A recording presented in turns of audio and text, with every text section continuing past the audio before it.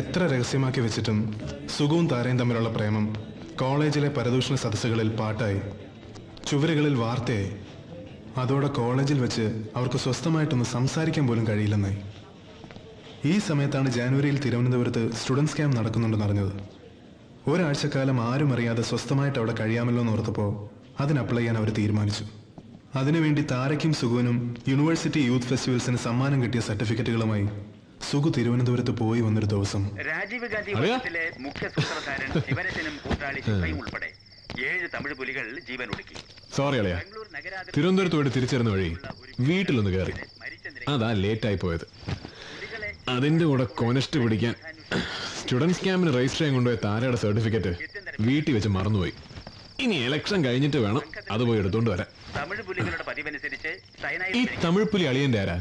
അമ്മായിയപ്പനോ? ചെന്നൈയിൽ വെടിവെച്ച് മരിക്കുകയായി.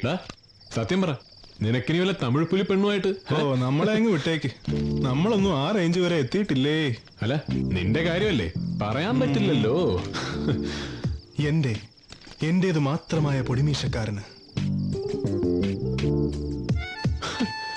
നിനക്ക് കാര്യമായിട്ട് എന്തോ പറ്റിയിട്ടുണ്ടല്ലോ. സത്യം പറടാ, ഏതെങ്കിലും പെമ്പിള്ളാരുടെ കയ്യിൽ നിന്ന് തലയുടെ മർമ്മത്തിനിട്ട് വല്ല തട്ടും കിട്ടിയോ? എന്തെഴുതണമെന്നോ എങ്ങനെ എഴുതണമെന്നോ എനിക്കറിയില്ല. മനസ്സ് കന്നിപ്പൂരത്തിന്റെ മായക്കാഴ്ചകളിൽ മതിമറന്നു പോയ ഒരു കുട്ടിയെ പോലെ തോന്നുന്നു. നിനക്ക് എവിടെ കിട്ടി? കശ്മല, പണ്ട് നീ എന്താ പറഞ്ഞത്? ക്ലാസ്സിലെ പെൺകുട്ടികളുമായിട്ട് പരിഭാവന ബന്ധമേ പാടുള്ളൂ എന്നല്ലേ?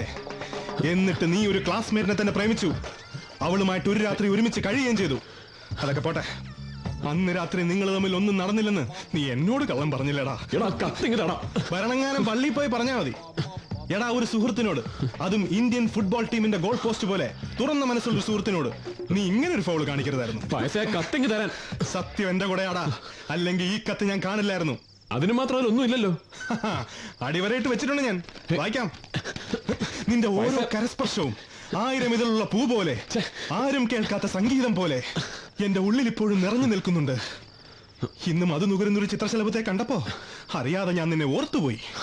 ഈ മധു നുകരുന്ന ചിത്രശലഭത്തെ കണ്ടപ്പോ അവള് നിന്നെ ഓർക്കാൻ കാരണം എന്തളിയാ? എടാ, അതന്ന് ഞങ്ങൾ അങ്ങനെ തൊട്ടുരുമയൊക്കെ ഇരുന്നില്ലേ, അതവൾ ആലങ്കാരികമായിട്ട് എഴുതിയെന്നേ ഉള്ളൂ. അതായിരിക്കും. അപ്പൊ ഇതോ? അന്ന് നീ തൊടുത്തുവിട്ട പ്രേമബാണങ്ങൾ ഏറ്റെന്റെ. അതിന് നീ ഉദ്ദേശിക്കുന്ന അർത്ഥമൊന്നുമില്ല. പ്രധാനപ്പെട്ട ഒരു ഭാഗം വായിക്കാൻ തുടങ്ങിയതാ അപ്പോഴാ. വിവരക്കേട് കാണിക്കാടാ. ഇവിടെ കിടന്ന് കൂവി ബേളം ഉണ്ടാക്കിയ ഇവിടെ ആളുണ്ടെന്ന് അറിഞ്ഞ് ആ എസ്തപ്പാൻ അച്ഛൻ ഇറങ്ങി വരും. രാത്രിയായ കണ്ണിന്റെ കാഴ്ച പോകുന്ന അച്ഛന് ഈ പവർ കട്ടൊന്നും ഒരു പ്രശ്നമേ അല്ല. ലൈറ്റ് അണഞ്ഞപ്പോ അറിയാതെ കൂവി പോയതെന്റെ അച്ഛൻ ഷ്രിമി. ലൈറ്റ് അണയുമ്പോ കൂണശീലം മാറ്റിയില്ലെങ്കിൽ ഭാവിയിൽ നിന്റെ ഫസ്റ്റ് നൈറ്റ് ലാസ്റ്റ് നൈറ്റ് ആയി പോകും. വെള്ളമൊഴിക്കണില്ലേ? ഇതിൽ വെള്ളമൊഴിക്കാൻ ഇതിനകത്ത് മാവൊന്നും നട്ടിട്ടില്ല. പോടാ എണീച്ച്.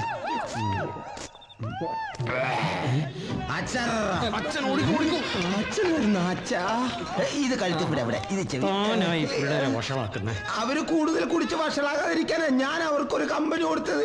ഈശോ, എന്തൊരു സൽക്കരണം. വെറുതെ അല്ല തന്നെ ഓസപ്പരെന്ന് വിളിക്കുന്നത്. കറണ്ട് പോയത് കണ്ടില്ലൂടോ. പോയി ജനറേറ്റർ ഓൺ ചെയ്യും. ജനറേറ്റർ ലീക്ക് ആണോ? ലീക്കോ എന്തു കുന്തോ ആയിക്കോട്ടോ. പിള്ളേരെനിക്ക് ചെവിതല തരാതെ കൂന്ന കേട്ടില്ലൂടോ. അവന്മാരുടെ ചെല്ലപ്പേര് വിളിക്കാൻ തുടങ്ങി. ഇനി തന്തയ്ക്ക് വിളിക്കുന്നതിന് മുമ്പ് പോയി ജനറേറ്റർ ഓൺ ചെയ്യണോ? ഓ കർത്താവേ, എന്നെ കൊണ്ട് വിളിപ്പിക്കരുതേ. ആ കൂല് കേട്ടാൽ അറിയാം അവൻ നിയമസഭയിലെത്തും. ഫാദർ വടിവേലു, ലൈറ്റ് ഓൺ ചെയ്യലൂ. ഒടുക്കം വിളി കേട്ടു. അളിയ, നീ ആ കത്തിങ് താടാ. നാളെ ഒരു കോപ്പി എടുത്ത് ബിന്ദുവിന് കൊടുക്കാനാ. നല്ല ഭാഷ. ഈ കത്ത് നിന്റെ കയ്യിലിരുന്നാൽ ശരിയാവില്ല. എന്റെ പെണ്ണിന്റെ ചാരിത്രത്തെ വെറുതെ സംശയിച്ചു എന്ന് വരും. അത് നിന്റെ കുഴപ്പമല്ല, ഈ കത്തിന്റെ കുഴപ്പമാ.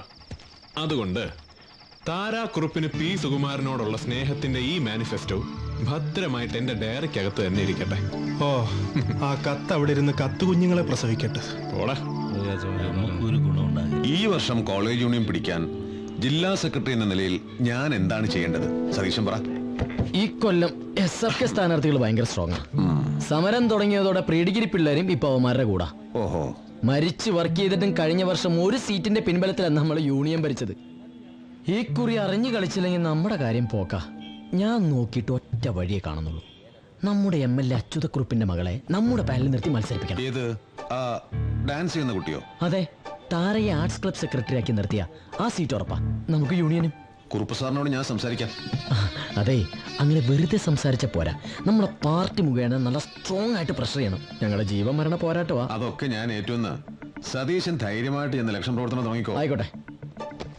പണിത്തൂലേ? നീ എന്താടാ എന്നെ കുറിച്ച് വിചാരിച്ചിരിക്കണേ? എടാ, കുറുപ്പ് സാർ MLA ആണെങ്കിൽ ഞാൻ MLAയുടെ MLA. എന്നുവെച്ചാ അത് ഈ MLA എന്ന് വെച്ചാ എന്താ? Member of legislative assembly. അതാ MLA. ഈ MLA എന്ന് വെച്ചാ മകളെ ലൈൻ അടിക്കുന്ന ആൾ. സതീശ, വാ മോനെ, നീ എന്താ വിചാരിച്ചെന്നെ കുറിച്ച്? എടാ, താരയെ കയ്യിൽ കിട്ടിയാലേ അവളുടെ അച്ഛൻ എന്ന പൊളിറ്റിക്കൽ കിങ് മേക്കറെ വെച്ച് ഈ അകത്തിരിക്കുന്ന പള്ളിക്കാത്തോട് ശശിയെ പോലെയുള്ള 100 കണക്കിന് അധികാരമോഹികളുടെ തലയിൽ കൂടെ ചവിട്ടിക്കിടന്ന് എനിക്ക് ഭാവിയിൽ MLAയോ മന്ത്രിയോ ആകാൻ കഴിയൂ.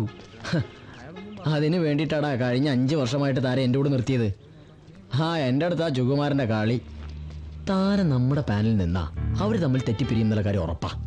ആ ഒരു ഗ്യാപ്പിൽ വേണം ഒരാശ്വാസം പോലെ എനിക്ക് അവളുടെ ജീവിതത്തിലേക്ക് കടന്നു കയറാൻ. ഇല്ല, ഇത് ഞാൻ സമ്മതിക്കില്ല. നമ്മൾ തമ്മിലുള്ള അടുപ്പ് ഇപ്പൊ രഹസ്യമൊന്നുമല്ല. നീ DSUന്റെ കാൻഡിഡേറ്റ് ആയാ പിന്നെ ആണാന്ന് പറഞ്ഞ് എനിക്ക് മീശം വെച്ച് നടക്കാൻ പറ്റില്ല. സുഖം, എന്റെ സിറ്റുവേഷൻ ഒന്ന് മനസ്സിലാക്ക്. പാർട്ടിന്ന് അച്ഛന് ഭയങ്കര പ്രഷറുണ്ട്. എന്ന് വെച്ച് നീ അദ്ദേഹത്തിന്റെ മോളല്ലേ? പാർട്ടിക്കാരിയൊന്നും അല്ലല്ലോ. ഇലക്ഷന് മത്സരിക്കാൻ പറ്റില്ല എന്ന് കട്ട് ആൻഡ് റൈറ്റ് ആയിട്ട് പറയണം. പറയാവുന്ന എക്സ്ക്യൂസുകളൊക്കെ പറഞ്ഞു നോക്കി. ഇനി ഒന്നേ പറയാനുള്ളൂ, ഞാനൊരു SFK കാരനെ പ്രേമിക്കുന്നു. അതും കൂടി പറഞ്ഞാ പിന്നെ ഒന്നും വേണ്ടി വരില്ല. ഇവിടെ പഠിച്ചാലല്ലേ ഇലക്ഷന് നിൽക്കേണ്ടി വരൂ. ഇതൊരു വല്ലാത്ത ഇടാകൂടമായല്ലോ. സുഖം, ഇങ്ങനെ നെർവസ് ആവേണ്ട കാര്യമൊന്നുമില്ല. ഫാമിലി ബാക്ക്ഗ്രൗണ്ടോ കൊടിയുടെ നിറമോ ഒന്നും നോക്കിയിട്ടല്ലല്ലോ നമ്മൾ ഇഷ്ടപ്പെട്ടത്. ഏത് കോലം കെട്ടിയാലും ആ ഇഷ്ടം ഒരു പോറല് പോലെ ഏൽക്കാതെ നമ്മുടെ ഉള്ളിൽ തന്നെ ഉണ്ടാവും. ഇലക്ഷൻ അതിന്റെ വഴിക്ക് പോയിക്കോട്ടെ, നമ്മൾ നമ്മളായിട്ട് തന്നെ നിന്നാ മതിയല്ലോ. നീ പറയുന്ന എനിക്ക് മനസ്സിലാവും, പക്ഷെ പാർട്ടിക്കാർക്ക് മനസ്സിലാവണ്ടേ? പാർട്ടിക്കാരുടെ സമ്മതം വാങ്ങിച്ചിട്ടാണോ നമ്മൾ സ്നേഹിച്ചത്? അല്ലല്ലോ. അത് തന്നെയാണ് പ്രശ്നം. നമ്മൾ തമ്മിലുള്ള ബന്ധം പാർട്ടിക്ക് അത്ര ദഹിച്ചിട്ടില്ല. അതിന്റെ കൂടെ നീ DSUന്റെ കാൻഡിഡേറ്റ് ആവാണെന്ന് കൂടി അറിയുമ്പോ അവരോട് ഞാൻ എന്ത് സമാധാനം പറയും? ഓക്കെ, ഞാൻ മത്സരിക്കുന്നില്ല. പക്ഷേ കോഴ്സ് കഴിഞ്ഞ് ജോലി സമ്പാദിച്ചിട്ട് വന്ന് വിളിക്കാന്നൊന്ന് പറഞ്ഞിരുന്നില്ലേ? അതിത്തിരി നേരത്തെ ആക്കണം. ഇപ്പോ ഈ നിമിഷം ഞാൻ ഇറങ്ങി വരാം. എവിടെയെങ്കിലും പോയി നമുക്ക് രജിസ്റ്റർ മാരേജ് നടത്താം. പാർട്ട് ടൈം ജോലി ചെയ്തോ എങ്ങനെയെങ്കിലും ജീവിക്കാം. അപ്പൊ പിന്നെ എനിക്ക് സുഖ പറയുന്ന മാത്രം കേട്ടാ മതിയല്ലോ.